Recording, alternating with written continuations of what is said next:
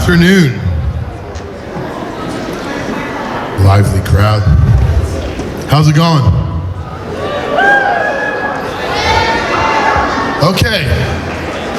So, my name is Michael DeLeon. I run a nonprofit organization called Steered Straight. Do any of you remember me from middle school? Well, you're all absent that day. Do any of you remember me 3 years ago from this school? Yeah. And the rest of you are like, who the hell is this guy? All right. My name is Michael DeLeon. I live in Nashville, Tennessee. I travel all around the country, every state. I've been to 27 different countries. And I came to talk to you about life. I hope you can see the screen, but I really appreciate if you'd listen. I did not come to waste your time. I did not come today to waste your time. For your administrators to take you out of the classroom, for your heroes to give up their learning time so I can talk to you, it must be important. And I know for some of you, there's like 60 I can hear right now. I know for some of you it's hard to concentrate, you know what I mean? Your mind just scattered. And you know, listen, I didn't come to waste your time, and I didn't come to waste the time of the people who are sitting next to you. They probably want to hear this. What I'm about to share with you is the most important information you'll have heard so far in your life. And I mean it. Kentucky is the third highest state in America per capita for drug death. I live in Tennessee, we're number 7 per capita. We have a crisis of epic proportions, and the number 1 cause of death in America, 27 years of age and below, is drugs and alcohol. And I'm trying to stop it.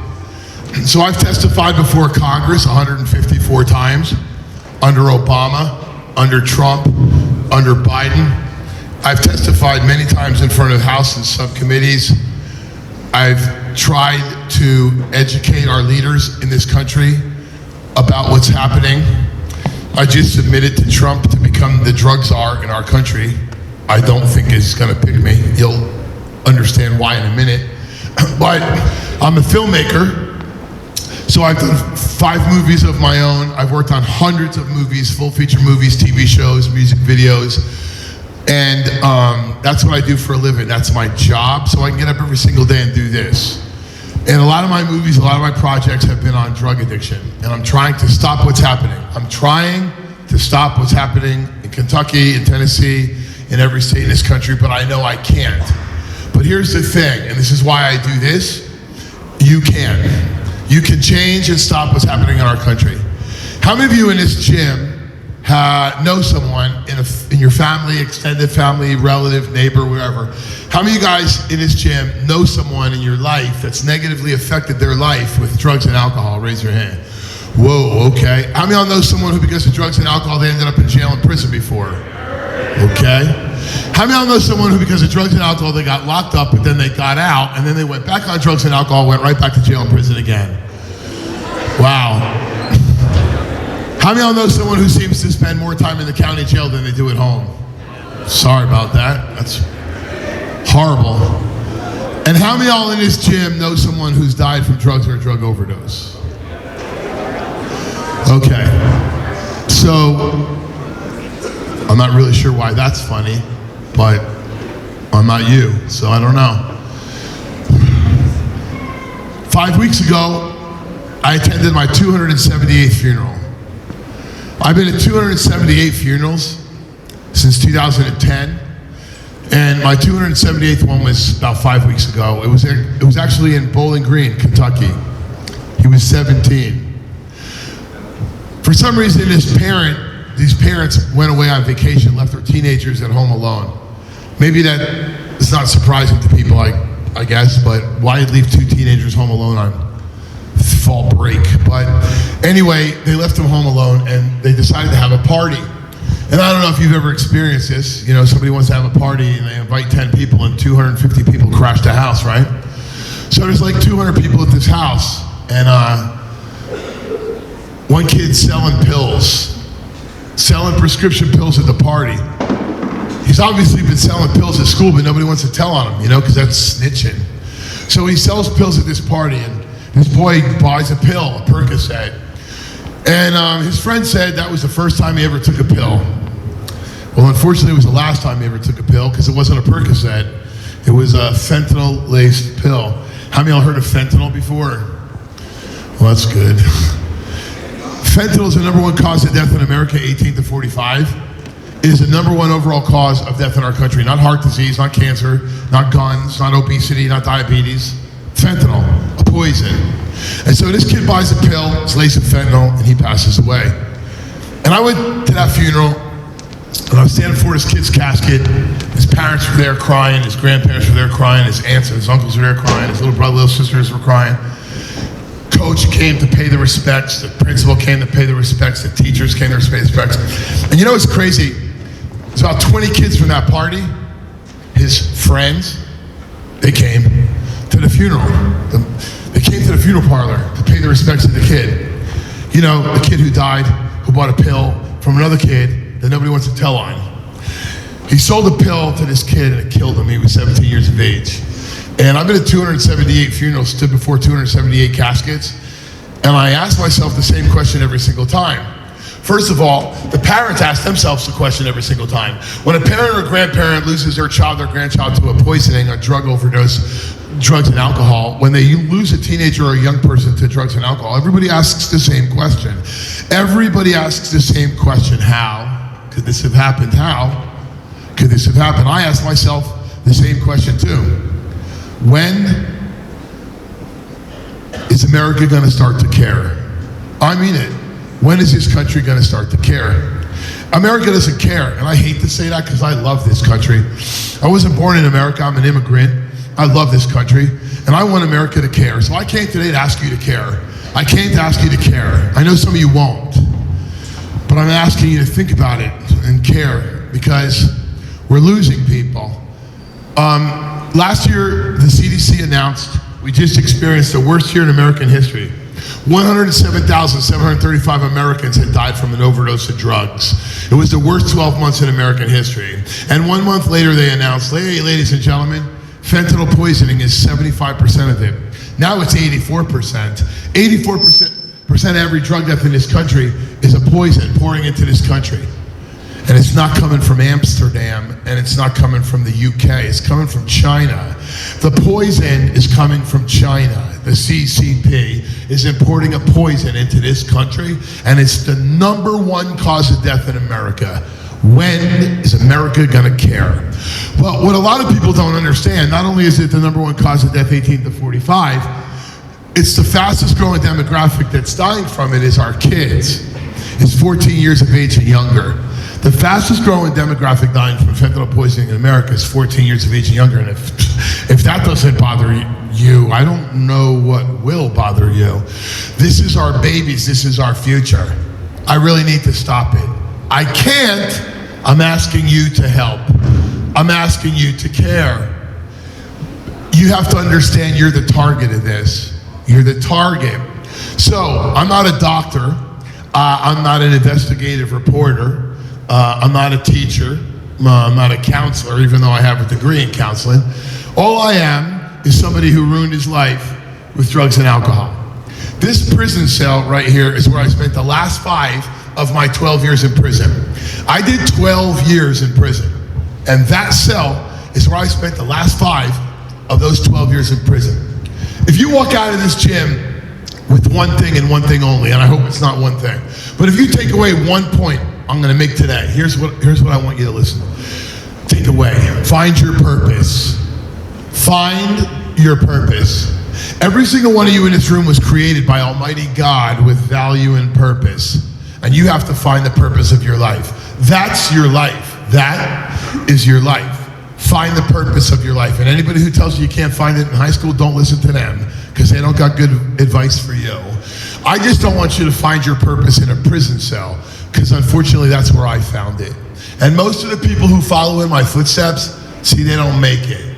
They don't make it. 278 funerals? I could have went to 2,700 funerals. Can't make them all. We're losing Americans, we're losing kids, we're losing families to addiction. And I'm really sick of tired of going to funerals. And so all I care about is that you just respect the people sitting next to you and listen. If you don't care, I can't make you care. But I 100% guarantee you that most likely the person sitting next to you, they care. So they'd like to hear how we solve this problem. Because I can solve this problem. It's why I asked Trump to make me the drug czar. He's not gonna make me the drug czar. I'd be the first ex-convict cabinet member in American history, okay? So anyway, I didn't come to waste your time. When I was in prison, there was a program in the prison I was housed in called Scared Straight. How many of y'all ever heard of Scared Straight before? Anybody ever heard of Scared Straight? How many of y'all ever watched a television show on A&E Beyond Scared Straight? Anybody ever watch that show? Wow, a lot of you. So I consulted on that TV show for 5 seasons. It was on A&E for 9 seasons. I got a chance to consult on seasons 1 through 5. I ran the program in prison for 5 years. I got a chance to work with the TV show for the first 5 seasons. And if you never heard of Scared Straight or you never saw this television show, let me just explain it to you. This is the poster over here on the right that we used when we launched the show in 2011. And there's a kid in the middle of that poster. His name is Johnny. Johnny was from episode 3. He was 12. And he thought he was a little gangster. He was mouthing off to his teachers, disrespecting his school resource officer, right? He was getting high. He was bringing drugs to school, this kid. And he was breaking into his neighbors' houses and he was getting arrested. They put him on juvenile probation.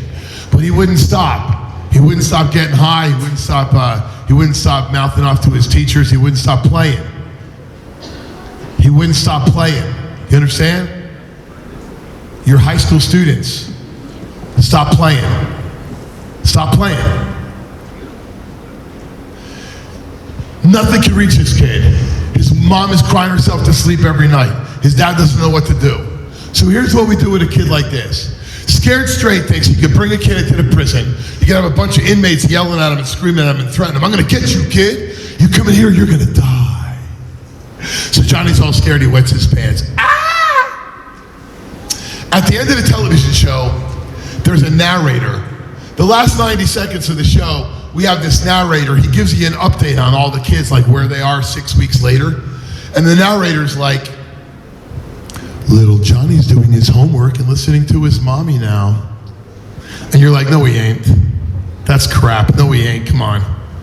By a show of hands, how many of you Panthers believe you could bring a kid like Johnny? He's breaking the law. He's getting high. He's disrespecting the adults in his life. He just won't listen. How many of y'all think you can take that kid, bring him into prison, have a bunch of inmates scream at him and yell at him and threaten him for a couple of hours, and it changes his life instantly? How many of y'all think Scared Straight works? Raise your hand. No hands. How many of y'all think Scared Straight doesn't work at all? Look at the geniuses in this room. So you know, 8 out of 10 of every kid who came into that program ended up in prison. 80% of them. And 15% of them died before their 18th birthday. 95% of every kid who came into Scared Straight died or went to prison. So it didn't work. They weren't scared. It didn't scare them. Scared Straight doesn't work. Well, why would I want to do something that doesn't work?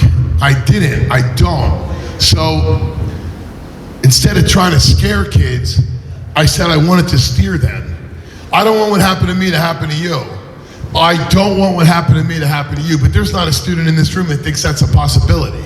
Nobody thinks they're going to end up in prison. Anybody? Who's going to end up in prison? Anybody? Not one hand? Anyone going to be a drug addict, homeless on the street, living in a box? Anyone? 47 in your parents' basement, you know, with 7 DUIs, riding your bicycle to Subway to make sandwiches. Anybody? Nobody, huh? I saw a couple of class clowns. I know you need some attention. Go get it somewhere else, clown. I don't reward ignorance with attention. Nobody in this gym wants to end up in prison. Nobody in this gym wants to be an addict or an alcoholic. Again, how many of y'all in this room know someone who's in jail and prison because of drugs and alcohol? Most of the audience. Well, I guess. I promise you they didn't think it was going to happen to them either. If you think I thought this was going to happen to me, you're sadly mistaken. If you thought, if somebody came to my school when I was in high school, first of all, I would be respectful. But if somebody came to my high school and told me the story I'm about to tell you, I 100% promise you, I would have been like, cool story, bro. But it ain't going to be my story. That's not going to happen to me. Well, it happened to me. So, almost 30 years ago, my life drastically changed with the most tragic thing that could have ever happened in my life. And the pain doesn't go away. And my story is just another story, but I don't want it to become your story. The reason why I'm asking you to listen to me, the reason why I'm taking this seriously, the reason why I want you to take it seriously is because I don't want it to happen to you. And I can promise you, it won't happen to you if you listen and learn from my mistakes. That I promise. I don't know what your story's gonna be. I'm not saying tragedy or hardships is not gonna enter your life. I'm not saying you're not dealing with hardships right now. I'm not saying your life's gonna be perfect. Well, I can promise you, you will not have my story if you learn from my mistakes. And that's the only reason I came. How many of you in this gym know a high school kid? Could be here or anywhere else. Could be here, Panthers in Barberville. Could be Corbin. You know how Corbin kids are, right? Yeah. Come on, that was funny. All right, good. So, how many of you guys know a high school kid here, Corbin, anywhere, Lexington, Louisville? How many of y'all know a high school kid here or anywhere else who drinks alcohol? How many of y'all know a high school kid who drinks alcohol? Wow. How many of y'all know a high school kid who smokes weed? Oh, look, double the hands just went up. How many of y'all know a high school kid who vapes? Look at that. How many of y'all know a middle school kid who vapes? Look. How many of y'all know an elementary school kid who vapes? What? A third grader with an elf bar? All right. Okay. So, I was in Idaho in August of 2020. COVID was kind of winding down in some places. But Idaho went right back to school. I was in Emmett, Idaho in August of 2020. I had an auditorium full of high school kids, and I did this presentation. And as they were filing out, I heard over the loudspeaker, the middle school principal says, "Middle school kids, line up, you're going to the high school auditorium for the vaping assembly." I'm like, it's not a vaping assembly. Could you go tell her it's not a vaping assembly? She said it was a vaping assembly. Never mind. So all the middle school kids lined up. There's a hallway that connects both buildings, and they're filing down the middle school hallway to go to the high school auditorium for the vaping assembly. So on the way, this 8th grade boy, he dips into the bathroom real quick to hit his vape on the way to the vaping assembly. So I had to go to the bathroom at the very second. When I walk in the bathroom, dude's got the vape in his mouth. He's hitting his vape when I walk in the bathroom door. Now, he doesn't know who I am. He's looking at me like torn up jeans and sneakers. He's like, I guess he's thinking you don't look like a teacher. But he rips the vape out of his mouth and he throws it behind his back and he's standing there like a deer in headlights. He's like, I was like, yo, kid, are you vaping? And he's like, yeah, mango. I said, mango? Bro, did you just say mango? He goes, yeah. I said, where do you get your flavored pods, kid? My older brother gets them for me. Why? Your older brother? How old is he? He's 17. I said, okay, kid. How old are you? I'm 12. I swear to you, he flexed on me. I'm 12. Oh my gosh, The Rock is in the room, everybody. It's Dwayne Johnson in the flesh. Check him out. So I'm like, what do I say to this kid? What do I say to this kid? He's like, I'm 12. I was like, all right, Arnold Schwarzenegger, have a nice day, bro. Have a nice day. And I split. I go back to the auditorium to do my presentation. I told my wife about it that night. I was talking to her on the phone. I told her what happened in the school. She couldn't believe it. She's like, what? A child vaping in school? Yeah, babe. A child vaping in school. She goes, oh my gosh. Well, I hope you took it. I said, took what? She goes to vape. You took his vape, right? No. I'm not his father. I'm not a school official. I'm not going to take something from a kid I don't know. Well, I hope you went to the principal and got him in trouble. No. I went back to do my presentation, I told you. So my wife is like, I don't get it. I was like, yeah, I know, babe. I'll explain it to you when I get home. She don't get it. She's smart. My wife is so smart. 2 master's degrees. She's a little genius. My wife has done one dumb thing her whole life. What was that? Who said married me? You're right, 100%. Dumbest thing she ever did, marry him. So, besides marrying me, she's golden, okay? But she doesn't get it. She doesn't know why I didn't take that kid's vape in that bathroom. She doesn't know why I didn't go get him in trouble with the principal, but you do. You're high school students, smartest people on the planet. So I know you get it. If I took that kid's vape in that bathroom, yes or no, would he have got another vape? If I went and took him and got him in trouble with the principal, that have stopped him from vaping? Told you. So I just did the presentation. Kid walks right down the aisle of the auditorium at the end, and he comes right up to me. He comes up to me and goes, can I talk to you? Yeah, Mango, come here, Mango. What's up, my fruity little friend? So he looks at me, he says, I had no idea. I said, no idea what? Everything you told us, everything you showed us today, I had no idea. I thought vaping was no big deal, I swear. Here, I don't even want it anymore, you take it. And I was like, you're giving it to me? He's like, yeah, you scared me, I don't even want it anymore, you take it. I said, kid, let me tell you something. You're my hero. We throw that word hero around so loosely in America. We call people who play sports, chase balls, heroes. They ain't heroes. You know who heroes are? Foster parents. You know who heroes are? Counselors. Single moms, single dads raising their kids. Cops, our military. That's heroes. Family Resource Center. Those are heroes. And I say, kid, you're a hero. You're my hero. For you to listen, instantly apply it to your life, change, give it up, choose your health, your life, your future over some stupid metal, plastic, rubber device, you're a hero to me. And I'm gonna get rid of this thing for you. So I sat there that night with this stupid vape on the table, and after talking to my wife, I said, you know what I'm gonna do? After every presentation from now on, I'm gonna ask kids to give up their vapes. At the end of this presentation, you got a vape, come give it to me. No questions asked, you come give it to me. Kids were like, come on, bro, no one's gonna give you their vape. No one's stupid enough to give you their vape. Well, I put up a post yesterday on Facebook because yesterday I crossed 11,000. I've had 11,000 vapes handed to me by middle school, high school, even elementary school kids. I had a 2nd grade kid give me a geek bar about 3 weeks ago.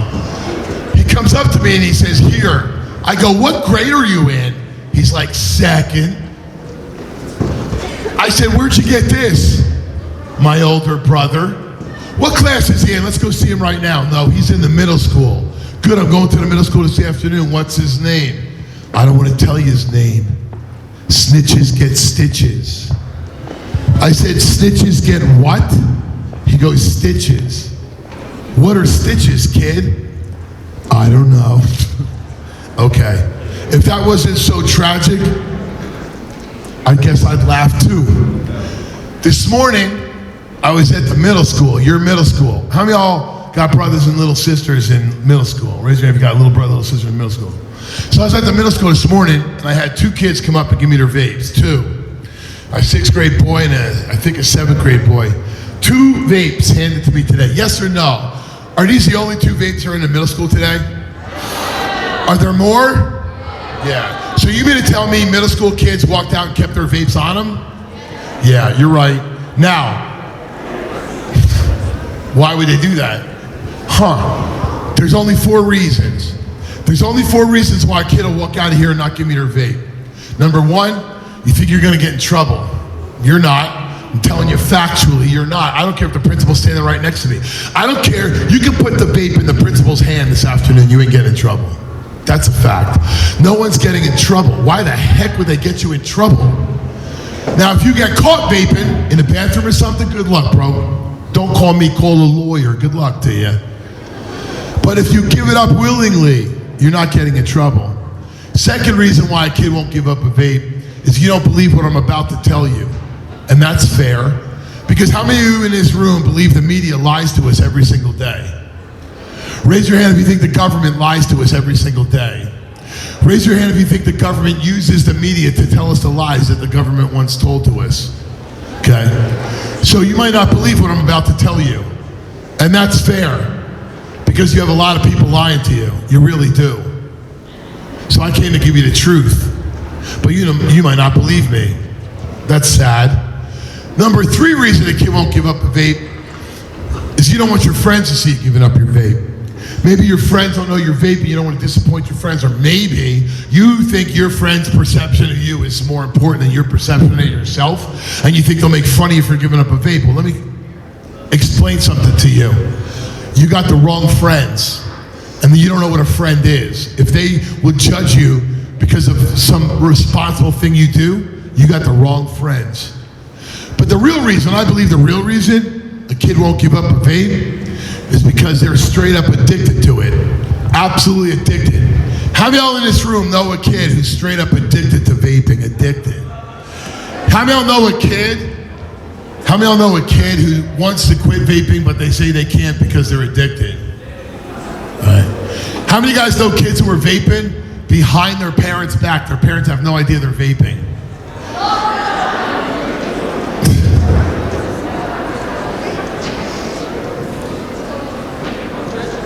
How many of y'all know kids who are vaping, the parent is fine with it. The parent probably even bought the vape for the kid. How many of you know a kid who brings a vape to school?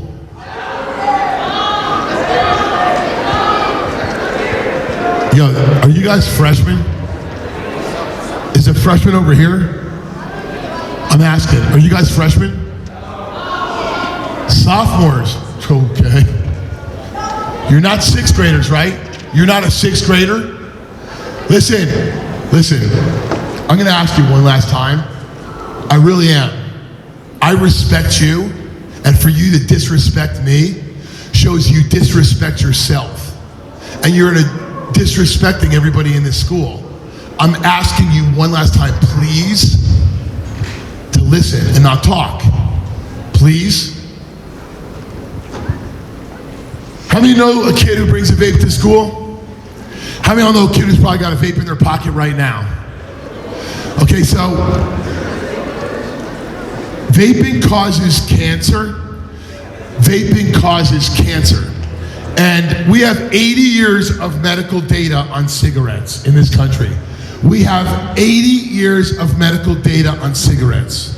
We have 8 years of data on vaping. And in 8 years, we've learned more than we did in 80. Cancer comes from cigarettes. 1/3 of cancer in America is caused by cigarettes. And vaping has tenfold the carcinogenic level of a combustible cigarette. Vaping is not safer than cigarettes, even though that's what the tobacco industry told America. Vaping is not invented to help people quit smoking, even though that's what Big Tobacco told America. Vaping was invented to hook kids to become replacements of dead smokers. And it worked. And your federal government allowed it to happen. And every smoke shop and vape shop in Barberville, every smoke shop, vape shop, most gas stations in Knox County, every smoke shop, vape shop in the state of Kentucky, in the state of Tennessee where I live, is selling poison, carcinogenic, chemical, metal-filled devices with cute little names and flavors with zero regulation, zero oversight, and no liability. And people are dying all over this country from stupid, flavored metal and plastic and rubber devices that are filled with chemicals. And some of you in this room who have a vape in your pocket and won't give it up, some of you aren't gonna make it. And that's what I wanna stop. And I have interviewed 18,000 inmates over the last 17 years, 18,000 men and women who are incarcerated in prison. I've interviewed them. And I asked them what were the first drug or drugs that they did and how old were they when they did them. And 96% of 18,000 men and women incarcerated in this country right now said they used and abused alcohol and nicotine and marijuana before the age of 18. I asked every single one of you about those three substances, and not only did almost all of you raise your hand, you raised your hand laughing, smiling, thinking it's funny. More than half of this school raised their hand that they knew an elementary school kid vaping. Well, it might be funny to you, but it won't be funny what happens to you. And that's what I'm trying to prevent. So, how did I get it here? How did I end up in a prison cell? Well, to find out why someone ends up where they end up, you have to see where it starts. So I'd like to tell you where it started for me. And trust me, what I'm about to tell you is not easy for me to say. I'm going to try to get through it without bawling my eyes out. I'm going to tell you my story, and I wish it was someone else's story. It's not easy for me to tell, even all these years later, but I'm asking you to listen because I feel it's vitally important. This is where I ended up, a prison cell. And again, I'm sorry for the glare of the sun. You can't see the screen that well. This is me on a horse at age 3. My family's from Ireland. I was born in Ireland, and they immigrated to America when I was 4. The year before we left Ireland, that's me on a horse. And you can't see it, but my right knee's all skinned up because I fell off that stupid horse. And my father said, if you fall off the horse, son, you gotta what? Get back on. I didn't want to get back on. I was petrified. He picked me up and he put me on that saddle, and I peed my pants all over that horse. I wet my pants because I was scared. And everyone looks at the picture and goes, you don't look scared, you're smiling. That's what I did when I was scared. I'd smile. If I'm mad, sad, or scared, I'm going to smile because I don't want you to know how I feel. Smiling is like a defense mechanism for me. How many of y'all do that? How many of y'all do that? Look, a lot of us do that. A lot of us, and that's cool. Well, we were poor, and when I say poor, it looks like I'm wearing pants right there. Those aren't pants. Those are curtains my mom found in someone's trash. She found curtains in someone's garbage, and she sewed up my pants out of curtains. We were dirt poor. We lived in a carriage with 4 wheels on it. We were gypsies. To this day, poor homeless people in Ireland are called gypsies. We lived in a carriage. The donkey moved the carriage when we had to move somewhere. And when my sister popped along, my parents were determined to get to America. We've got to get to America. So off to America we come. First picture my father took of me when we got to America is this one right here. This picture right here, this is my 5th grade school picture with that bowl cut that my mom gave me that morning for our school pictures. Anyone ever heard of a bowl haircut before? Those are the ones that I got. Oh, my sister got the same cut. My mom didn't cut her hair in the kitchen with a bowl and a scissors because she liked cutting hair. She obviously did not like cutting hair. She cut her hair because we couldn't afford the barber. In 1975, when I was in 5th grade, haircuts at the barber cost $1. My mom didn't have $1 for a haircut. That's 2 days of food. We were dirt poor, okay? Never went back to school shopping a day in my life. I get my clothes off the front porch because the neighbors felt so sorry for our poor family. They left their kids' old clothes in paper bags on our porch.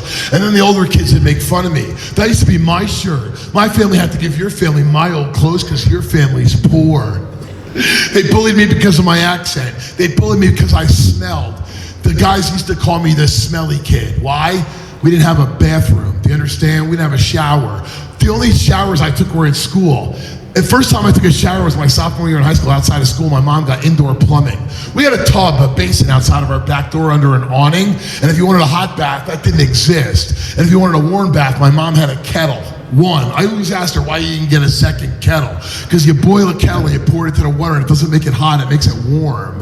And then most of you who take baths, I bet you drain the water out and put new water in for your next bath. That's not how it worked when I was a kid. Do you understand? We were poor, okay? And I got bullied because of it and everything, but I didn't care. I'm smiling. I don't know if you can see that smile. The teachers used to call me the kid with the smile. I was the happiest little dude in the world. My mom said, how come you didn't close your lips for your school picture? Your chipped tooth is showing. And I didn't care about that chipped tooth. I was the happiest little kid in the whole world. My tooth was chipped because my Uncle Seamus hit me in the mouth with a brick. On purpose. 5th grade's where my whole life changed. My father was an airplane mechanic. He was always on the road. You'd have thought would have made more money, but he didn't. So he was gone before we got up for school in the morning. He would get home until we were already in bed at night. So I didn't get to see my father a lot Monday through Friday. So my uncle said, well, we're going to step it up. We're going to be your father. We're going to make a man out of you. And that meant their fists on my face. They used to snatch me up in the yard and wrap me up with duct tape. And my Uncle Mike would drag me to the garage by my hair. They threw a rope over the rafters in the garage and tied it around my neck and pulled me up. I'd be hung to the ceiling and duct taped. And they cut the tape off my arm so I could pull myself up. And if I didn't do it fast enough for them, they'd kick the chair out from underneath my feet. They would dangle me there until I passed out and lay me on the garage floor unconscious. And I'd be there for hours. And I'd come to like 8, 9 o'clock at night, and I'd walk into my house, and my mom had been freaking looking for me. Where have you been, lad? I lied straight to her face. Playing, son, go to your room, Ma. I'm so hungry, can I get some dinner? Your brother and sister ate your dinner, lad, now off to your room. She wasn't sending me to my room without supper because she was mean. I lied to her face. They were her brothers beating me. And if I told my mom what her uncles or her brothers were doing, what my uncles were doing, she'd have put them out. She'd have put them out, but I didn't tell her. Because they told me they'd beat me hard if I ran my mouth. Then they told me that lie a lot of kids get told. Hey, family business is family business. So I kept it to myself. And my counselor tried to help me. I told her I was good. My teachers tried to help me. My coaches tried to help me. My principal. Everybody tried to help me. I said, I'm fine, I'm good. I just kept smiling like everything was okay. And the smile lasted until May of that year. May of 5th grade, I got off the bus one day, and my father's in the driveway packing up his car. He's getting ready to go on a business trip. And I was like, I'm going to find out where Daddy's going. So I ran across the lawn, up the driveway, and I was like, Daddy, where are you going this time? He said, why don't you go ask your mother where I'm going? Okay. When are you going to be home, Dad? Go ask your mother. So I ran in the house, asked my mom where my dad was going, and my mom says, your daddy's going to divorce. Where's divorce, Ma? Is divorce far? She's like, oh, it's pretty far. You're going to be going to your daddy's house every other weekend, Michael. And I'm looking at my mom like, what do you mean daddy's house? This is mommy and daddy's house. I don't understand, Mom. Mom, where's divorce? See, that word wasn't in my vocabulary. I didn't know what divorce was. I thought divorce was a city my dad was going to go work at, and then he was going to come on home. And this is going to sound crazy to every single one of you. I didn't know one single kid in school whose parents were divorced, not one. How many of y'all in this gym know a kid whose parents were divorced? Welcome to America. Hey, did you guys know that up to 60% of American marriages end in divorce? Did you know that? But when two people bring a child into this world and they split up and they ain't getting along no more, and you got this baby mama, baby daddy drama going on, who's affected the most by the divorce? The kids. So I spiraled out of control. And by 6th grade, that's my 6th grade school picture, I was failing school. That kid right here is a straight A student with perfect attendance. That kid right there is D's and F's and getting suspended every week because I was fighting. Man, I was fighting my teachers. I couldn't handle my parents' divorce. I lost it, and I spiraled out of control. And the teachers tried to help me, and the counselors tried to help me, and my principal tried to help me. Everybody tried to help me. My coaches tried to help me. Nobody could help me. I wouldn't let them. So then,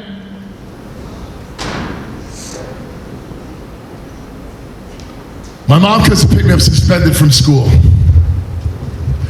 Sorry, almost lost it. My mom comes to pick me up suspended from school. And the principal says, Mrs. De Leon, what's going on with you and your husband is affecting your child. This creates in his behavior and he won't talk to any of us. You're going to have to get someone to talk to your son. So my mom says to the principal, well, I'll take the lad to get some counseling. Counseling, Mrs. De Leon, that's a good idea. Take your son to get some counseling. So my mother takes me to a trusted adult in our school district to get some counseling, and that trusted adult sexually molested me 6th, 7th, and 8th grade. And if you think I wanted to talk about that, I sure didn't. There was 8 of us. 7 other kids in my school were molested by that monster. And they took him and they moved him off to Erie, Pennsylvania so he wouldn't hurt us anymore. And then you know what he did? He molested 54 more kids. And so I carried that hatred around me my whole life. And for molesting over 60 kids, guess how many days he got in jail? None. He never even answered for it. And I carried that hatred around me my whole life. And I never talked about it again, except once. In the middle of 6th grade, I talked about it to one person. Not my counselor, not my principal, not my mom, my dad, my coach, my teachers. I was home suspended from school one day. I was sitting on a brick wall watching a basketball game down at the basketball courts, and there's a bunch of grown men playing basketball in the middle of the day. And there's a boy from our neighborhood named Jimmy. He's 17, coolest dude in the whole neighborhood. He's sitting playing basketball with all these older guys, and I'm sitting on this wall watching the game. And Jimmy comes over after the game and he grabs his towel and he wipes all the sweat off his chest, head, and face. This towel was so nasty and disgusting, he could have wrung his sweat out. But he throws the towel in my face and it wraps around my head. It is so nasty, I got his sweat dripping off my nose and my chin. And I threw the nasty towel on the ground, I started bawling my eyes out. Well, I guess Jimmy had this Grinch moment for a second, and he felt guilty about what he did. So he said, "I'm sorry, little man, what's the matter with you?" "Nothing, Jimmy, go away. Leave me alone, Jimmy, go away." "Give me that towel, kid, I'm sorry. I was just kidding, I apologize. Talk to me, what's the matter?" "I don't want to talk to you. I don't want to talk to anybody." But I needed to talk to someone. Let's see, who could I talk to about all my problems? Counselor, social worker, school resource officer, principal, mom, dad, teachers, grandparents. Man, I had people to talk to. I didn't talk to none of them. I talked to 17-year-old Jimmy. And 17-year-old Jimmy listened to me. He did. He sat there and he listens to me. And he turns around, he opens up his backpack, and he pulls a pack of cigarettes out of it. And he threw a cigarette in his mouth and he lit it, took a big drag, blew it on out. He said, "Here you go, little man. This'll help calm your nerves." "Calm my nerves, Jimmy? Okay. My nerves? Okay. Hey, Jimmy, what are nerves?" I don't even know what nerves are. I'm gonna calm my nerves with a cigarette. So I took that cigarette, I took a big drag just like I watched him do, and I blew it on out. I didn't cough, the hair on my arm stood up, man. I had a rush to my brain. And you know what's crazy? For like 3 minutes, all my problems went away. I smoked a second cigarette. I smoked a third cigarette. For 15 minutes, all my problems went away. They didn't really go away. It's just that I didn't think about them. That's the funny thing about people who are addicted to drugs and alcohol. I ask them all the time, your life is a mess. Your kids taken from you. You've been in and out of jail. Why do you keep getting high and drinking? And they say, to escape my problems. Really? How's that working out for you? It ain't working out for you. You can't escape your problems through drugs and alcohol. This girl gave me a vape last week in Mississippi, and I said, "How old are you?" She goes, 14. I said, "How long you been vaping?" "Since I was 10. 10? Why did you start vaping?" She goes, "I have anxiety." I said, "You have or you had?" "I have anxiety." You started vaping for your anxiety, but you still have the anxiety. Is it better or worse? She goes, "It's worse than ever." And I was like, "Well, duh, maybe the vaping isn't helping with the anxiety." She goes, "It's not, it's making it worse." That's because it's a psychostimulant. Nicotine salts is a psychostimulant. "Are you on anxiety medication?" She's like, "Yeah." I said, "Well, then there's a drug-to-drug interaction between the synthetic nicotine and your medication. It's making your medication ineffective. It might make it counterproductive. You are vaping with medication. If you're weed with medication, if you're drinking alcohol with medication, you have a problem. And the problem is it's not helping you if you're on medication. And it's not going to help you regardless.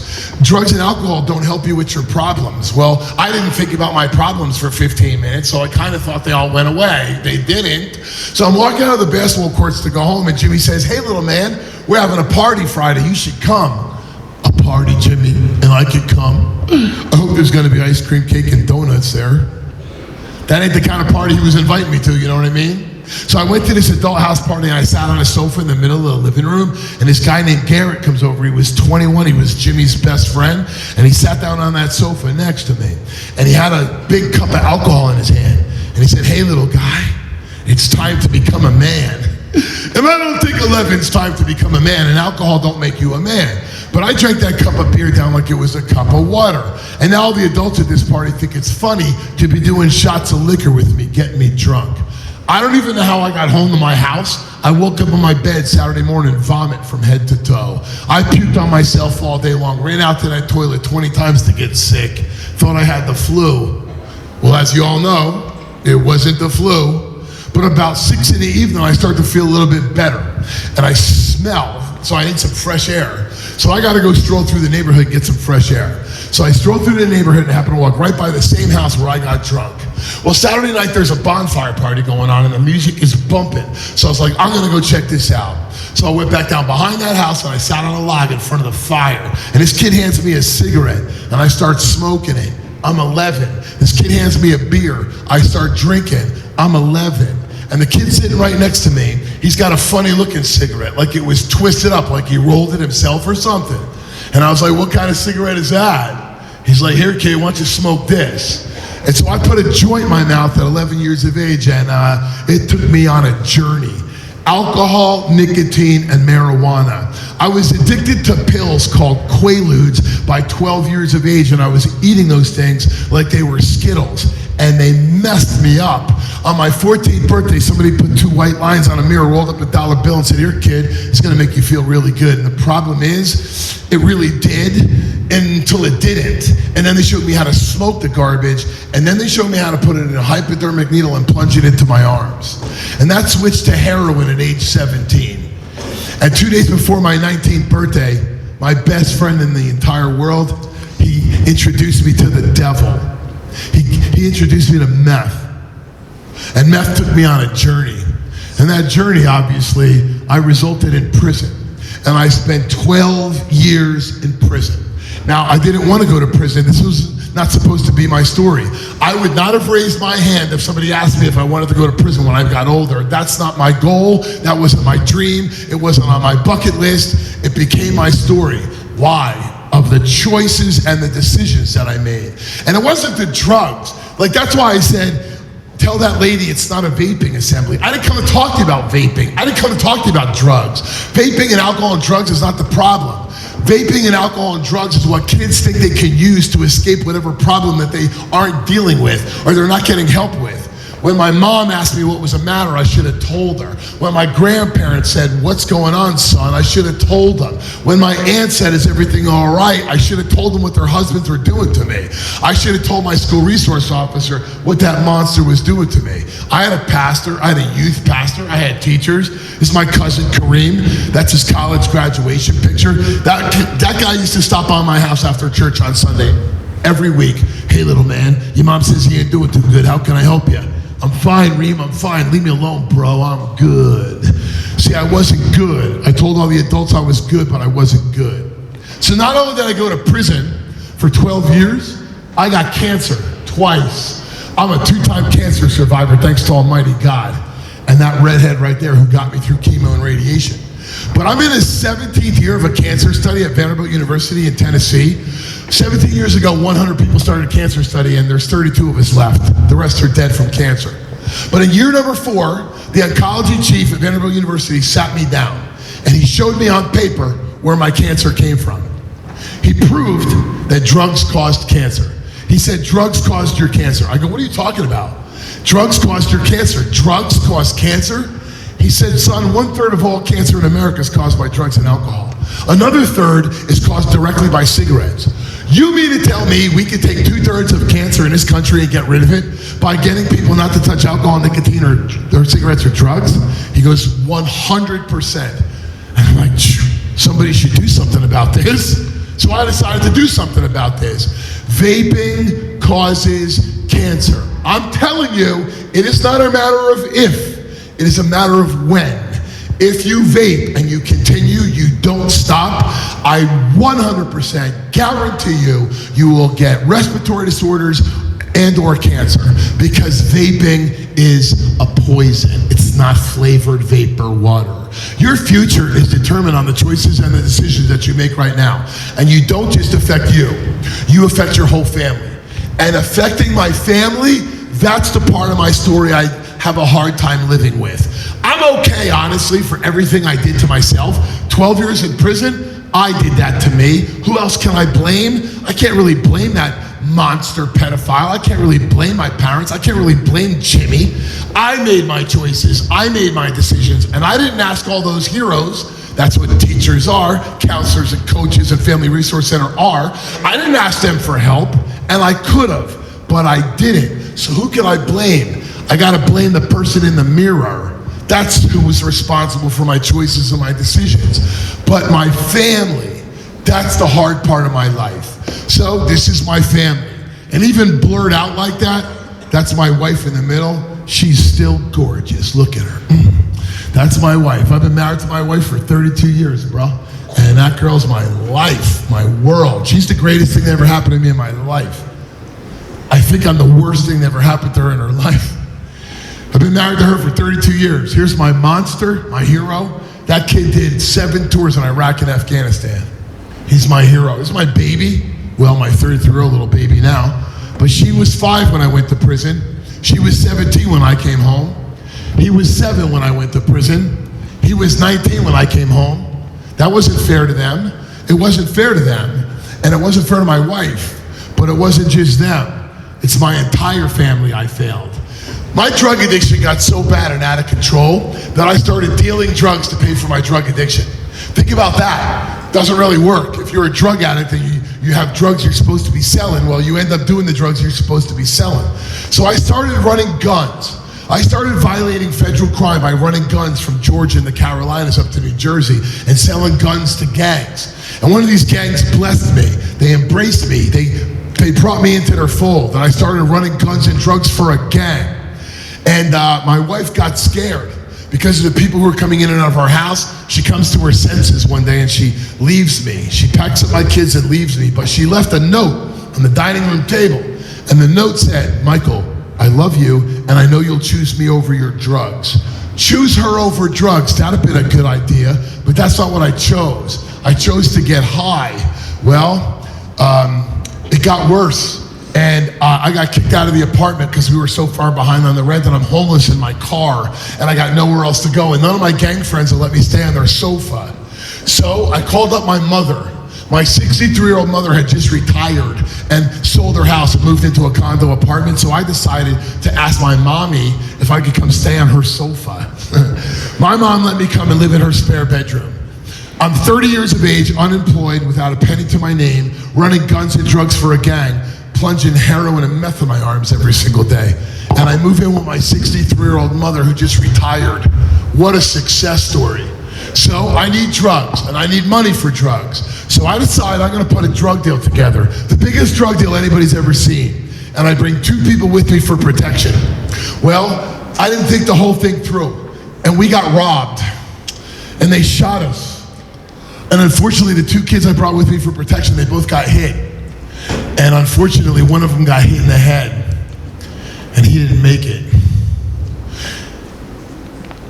He was the little brother of the guy in charge of our gang. Everybody calls him Big Homie. I got Big Homie's 18-year-old brother murdered in a drug deal that went bad. So he put a hit out on me. He said, "Bring him to me, I'm gonna put a bullet in his head." And he meant it. And he sent 2 kids to come find me.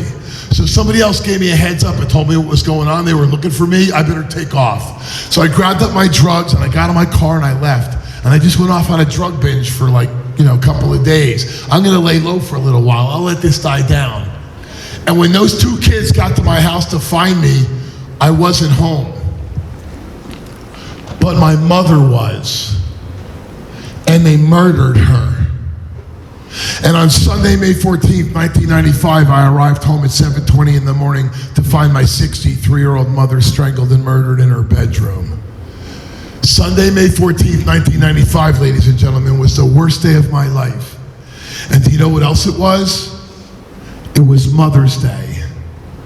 I am the man who got his mother murdered on Mother's Day morning. They were looking for me, and they killed her. This is the oldest picture I could find of me and my mom together. I'm 1 year of age in my mom's arms. The woman who brought me into this world was taken from it because of me. And 3 days after my mom's funeral, 3 days later, the same 2 guys who were sent to find me, the same 2 guys who killed my mom, the guy who sent them to get me, he killed them. He killed them. He didn't authorize them to kill an innocent woman. He didn't authorize them to kill my mother. He authorized them to come get me. Well, now the 2 people who killed my mom are dead. So who's gonna pay the price? Who's gonna pay the price of the innocent woman's murder on Mother's Day morning? Who do you think? They held me responsible. They held me responsible, and I had a choice. They arrested me. They locked me up in the county jail. I was there for almost 2 years, and they said, you got two choices. You go to trial, you roll the dice and play the dice, you might get life in prison. But if you sign this little piece of paper right here, take responsibility for what you're responsible for, well, we'll send you to prison for 5 years. And you got 2 years in, so you're out in 3. If you sign this paper, you're out in 3 years. If you lose your trial, you're gonna die in prison. So I signed that piece of paper, and I went to prison for 5 years. I went to prison for 5 years, and 7 weeks out of prison, I was in a violent car accident, and an emergency room doctor at a hospital handed me a bottle of 365 80-milligram OxyContin.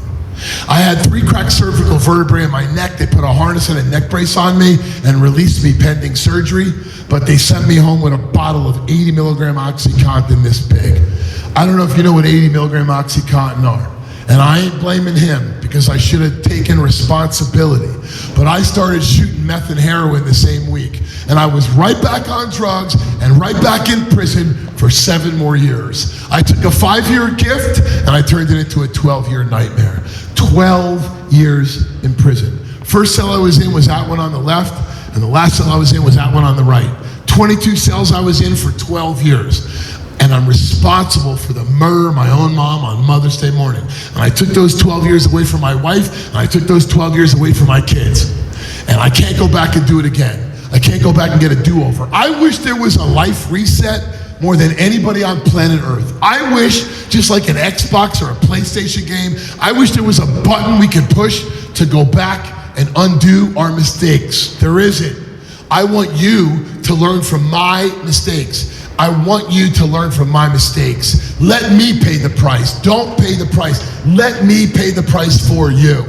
I'm sick and tired of going to funerals. I'm sick and tired of going to funerals. This is the most important time of your life. I don't care if you're a freshman, a sophomore, junior, or senior. If you wonder why I'm so passionate about this, if you wonder why I'm begging you to listen to me, it's not because I want you to listen to me. I need you to listen to me. You are the generation that can end this crisis, and then Republicans, and then Democrats, they don't care. This administration, the last administration, the administration before that, the next administration, they're not going to solve this problem, because this problem is driven by one thing and one thing only, and that is money.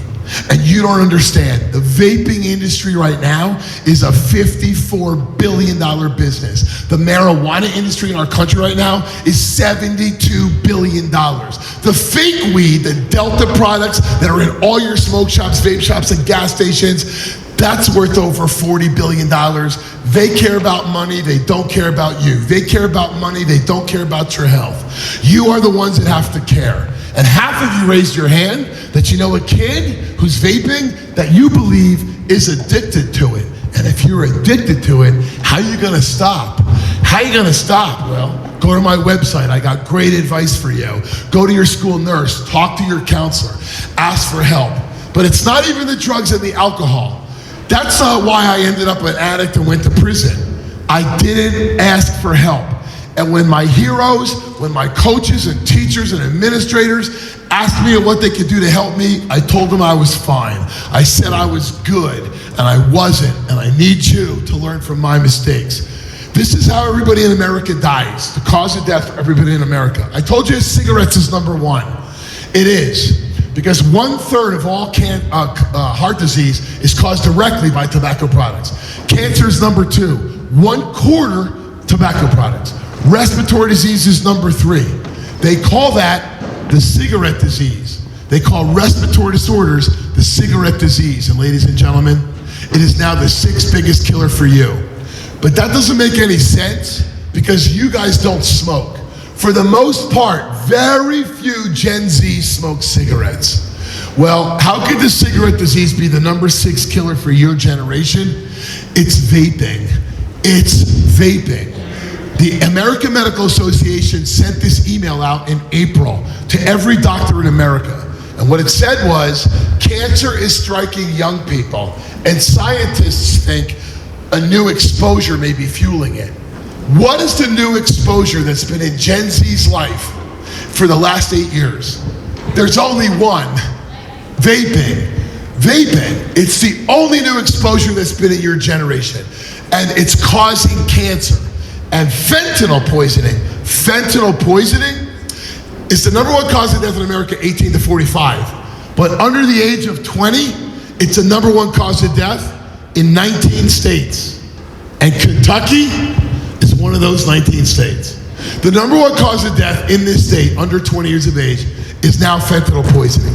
So what I'm asking you to understand is you can't take a pill from anyone.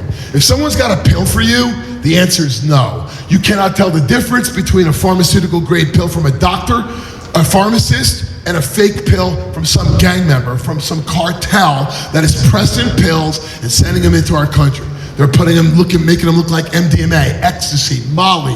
Man, I've seen ibuprofen pressed fentanyl pills. The purpose of this garbage is to kill. This little 17-year-old girl in Chillicothe, Missouri, her best friend Mary gave her a Xanax pill, but it wasn't a Xanax pill. She got it off of Snapchat, and that 17-year-old kid died. That 16-year-old girl, Destiny Ayala, her best friend gave her a pill in school. She died in the girls' locker room of the high school from taking a fake pill. This is Zach Didier. That kid was 17. He was graduating as a junior, going to college. That's how far advanced he was. And he was buff, man. Worked out all the time. He was a lacrosse star. Played soccer, but this kid was a soccer star. And he's at the mall one day with his friends. And this drug dealer is geocaching kids on Snapchat. And he walks over to the group and he's like, you guys are built, man. I mean, you guys must work out all the time. Hey, man, I got these Percocets. And Percocet helps with workouts. You won't feel the burn. So they bought Percocets. Problem was, it wasn't a Percocet. And that kid took it and he died.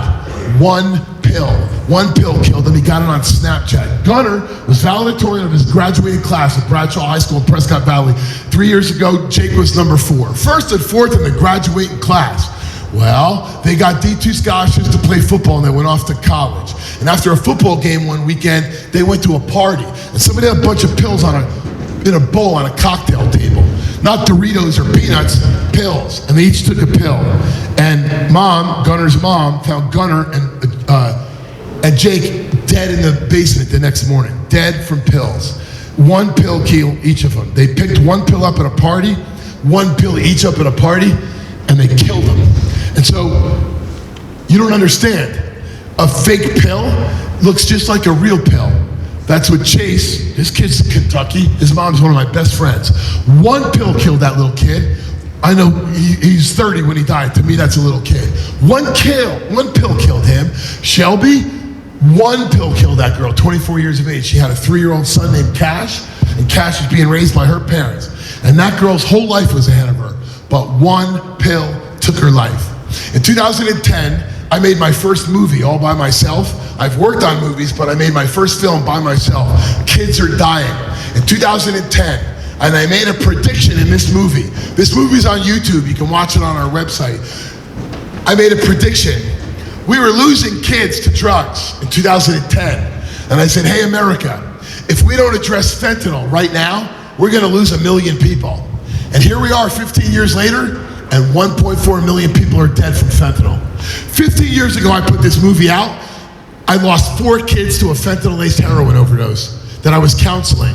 And I said, America, if you don't take this seriously, we're gonna lose 1 million people. And we have lost 1.4 million people.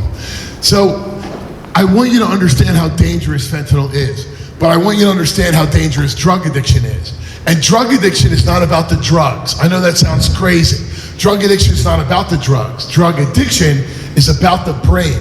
And the 3 drugs I'd like you to look at differently than you ever have before, the 3 drugs I'm begging you never laugh about again, are the 3 drugs that America thinks are a joke. And the joke's on us. Because alcohol and nicotine and marijuana is what begins addiction for 96% of the country.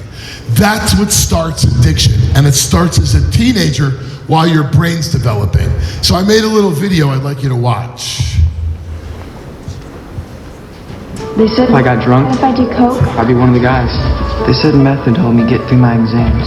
they said sniffing glue was no big deal. Totally safe. I could party all night. He said heroin would be the best high I ever had. It would help me forget my problems. He said he'd love me forever if I smoked crack with him. They said I wouldn't get hooked after the first hit. They said that Ritalin would help me focus. They said weed wouldn't lead to harder drugs.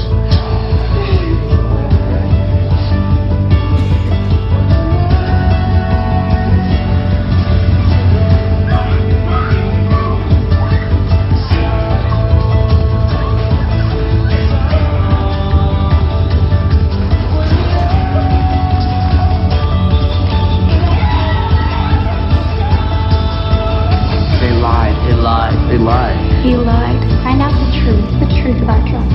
Drugfreeworld.org. Drugfreeworld.org. So the truth about drugs is that they're a straight up lie. And I don't want you to lie to yourself, because once you get caught up into addiction, that's what you do. You lie to yourself. You tell yourself that everything's fine.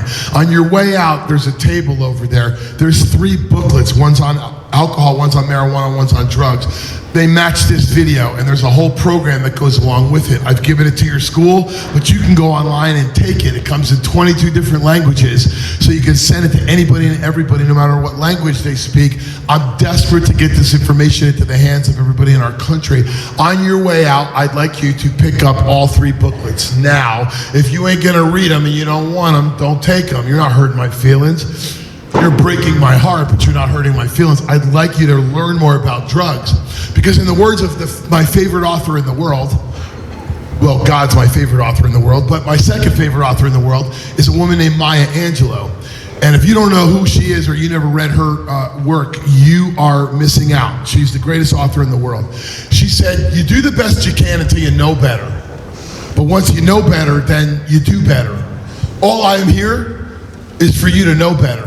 I want you to hear the truth because you're being lied to. And addiction doesn't begin as a teenager. As an adult, it begins as a teenager.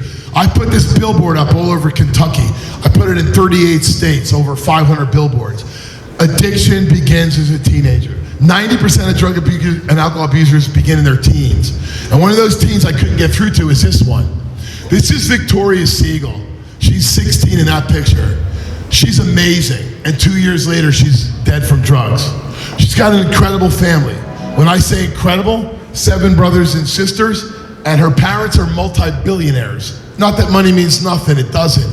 But every protective factor this family could have had it. And she struggled. But she didn't tell anybody about it. Her mom is the Queen of Versailles, Jackie Siegel. She was discovered at age 18 on Cocoa Beach, Florida, became an international supermodel. They just gave her a Broadway show on her life. She was Mrs. Florida. Now she owns Mrs. Florida, Mrs. America. She owns the Mrs. World pageant.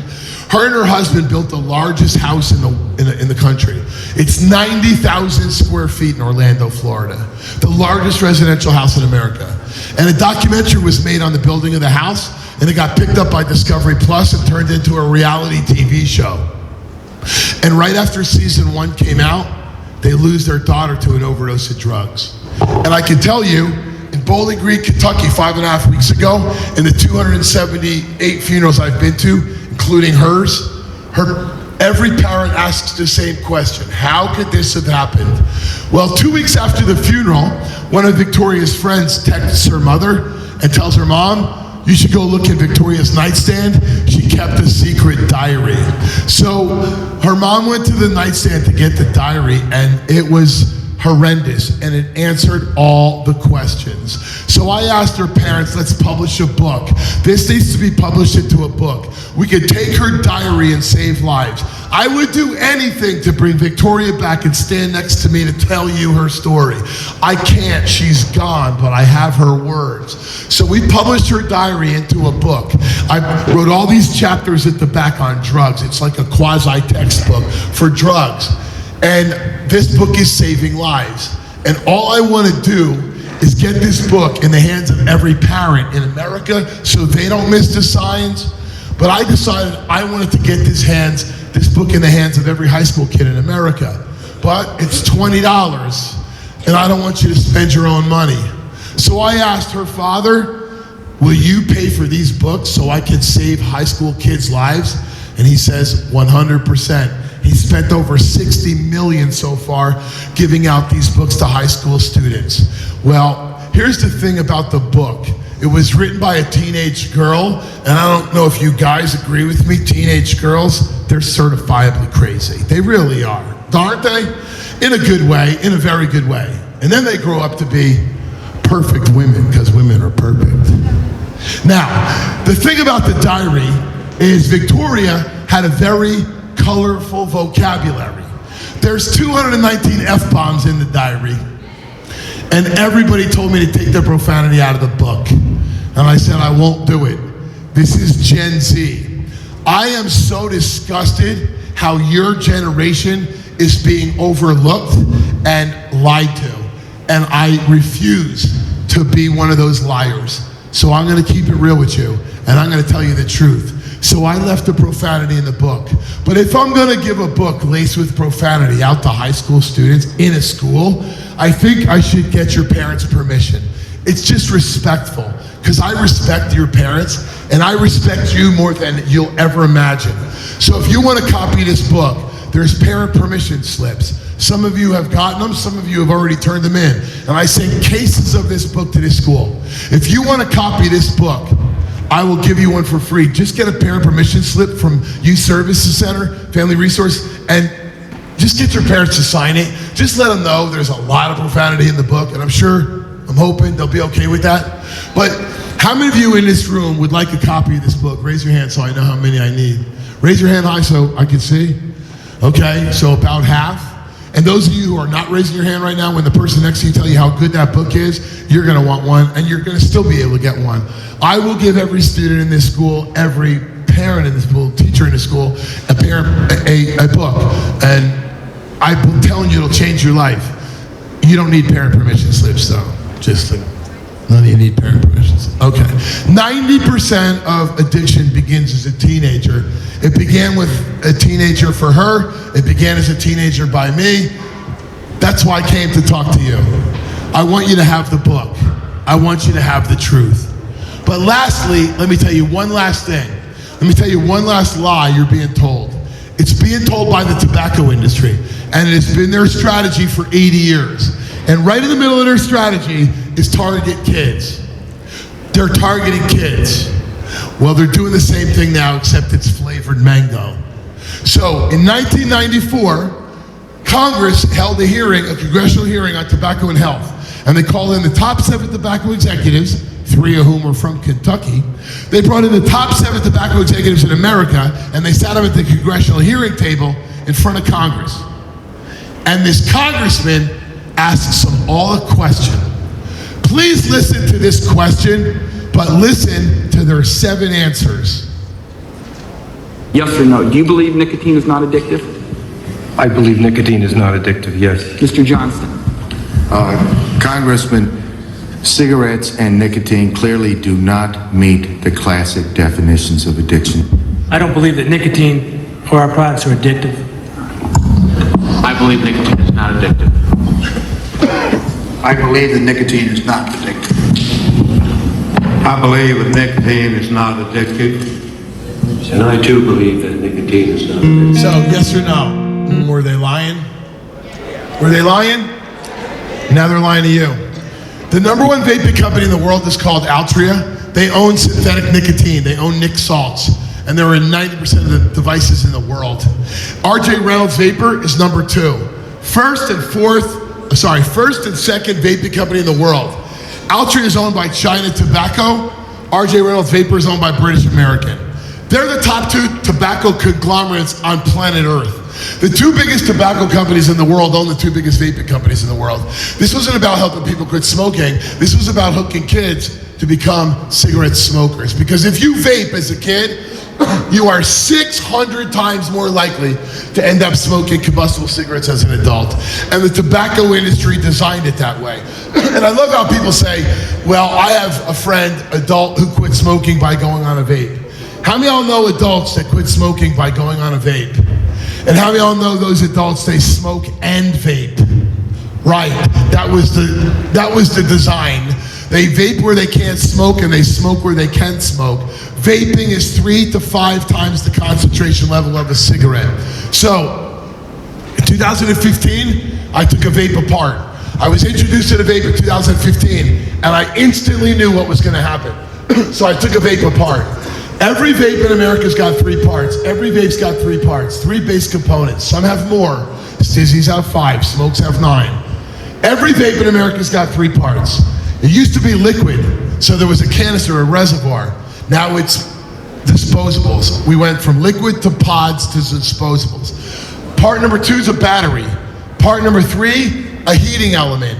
When you put a vape in your mouth and you take it in, you power the battery to heat the coils of the atomizer, and the atomizer takes the wax to oil the liquid, heats it up to between 200 and 350 degrees Fahrenheit.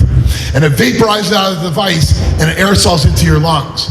And when it goes in your lungs, ladies and gentlemen, it goes in as a volatile organic compound. It goes in as a carcinogen, a poison. And the tobacco industry knew that the only way they were going to get through to you, the only way they were going to hook middle school and high school kids was to flavor it. Look at this chart. I made this chart in 2015. We had about 2 dozen flavors. What kid is vaping coffee? I mean, who's vaping clove? Clove was a flavor. Now there's 7,000 flavors. There are 7,000 flavors of vapes, and the government allowed this to happen. We don't have 7,000 flavors of anything in this country, but there's 7,000 flavors of vaping, and they're being sold with complete zero regulation. I want you to know something. Today's Friday, right? Tuesday of this week, the FDA testified before the Supreme Court of the United States of America. And the FDA told the Supreme Court, these flavors don't exist. The Biden administration banned all these flavors. Yeah. There's 7,000 vape flavors. They're not banned. They lied to the Supreme Court of the United States of America. So they made these devices look sleek that would fit in your pocket. They made them look like little pens that would fit in middle school kids' hands, okay? They made them look like pens. Juul became the #1 device in America. Looks like my clicker, looks like a thumb drive. Juul became the #1 device in America because they made a 4-flavor starter pack. They made a 4-flavor starter pack and they marketed it to middle school kids. Well, Views came over, took over, because they made the first disposable. Views made the first disposable. And in their internal paperwork, they said, kids love disposables. What do you mean kids? This is supposed to be for kids. And they made something called a puff bar, and they marketed it to middle school kids with 120 flavors. How many of y'all in this room know a kid with a puff bar? Raise your hand. Yeah, it ain't too popular in Kentucky. How many of y'all know a kid with a geek bar? That's a little bit more popular in this state. How many of y'all know a kid with a Lost Mary or a Tyson or a Kato? All right, the #1 device in Kentucky. How many of y'all know a kid with a geek bar? Hyde, juicy. #2 in Kentucky is a Raz. How many of y'all know a kid with a Raz? #3 in Kentucky is an Elf bar. How many of y'all know a kid with an Elf bar? How many of y'all know a kid with a Breeze? It has arsenic, so you know. Breeze contain arsenic. It's not written on the packaging. How about vapes that look like Slurpees? Why would they make vapes look like Slurpees? Are they targeting adults or kids? Kids, right. So all the carts, all the pods, all the cartridges contain metal. Every vape I just showed you, every one, contains lead. How much lead safe for your blood? Anybody know? 0? Who said 0? Yeah. How much lead safe for your body? 0. Listen, every time you hit a hit, what did I get today? A juicy and a Kato, I think.